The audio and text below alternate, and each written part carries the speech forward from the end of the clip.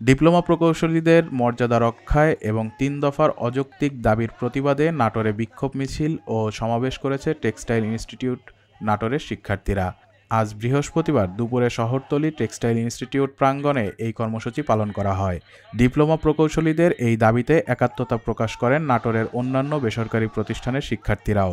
সমাবেশে textile institute নাটোরের বিভিন্ন সেমিস্টারের শিক্ষার্থীরা অভিযোগ করেন, দেশে বারবার ডিপ্লোমা প্রকৌশলীদের অবমূল্যায়ন করা হচ্ছে, অথচ শিল্প, কারিগরি ও অবকাঠামো উন্নয়নে তাদের অবদান অত্যন্ত গুরুত্বপূর্ণ। তারা বলেন, বিএসসি প্রকৌশলীদের একতরফা দাবির কারণে ডিপ্লোমা ইঞ্জিনিয়ারদের ভবিষ্যৎ অনিশ্চিত হয়ে পড়েছে।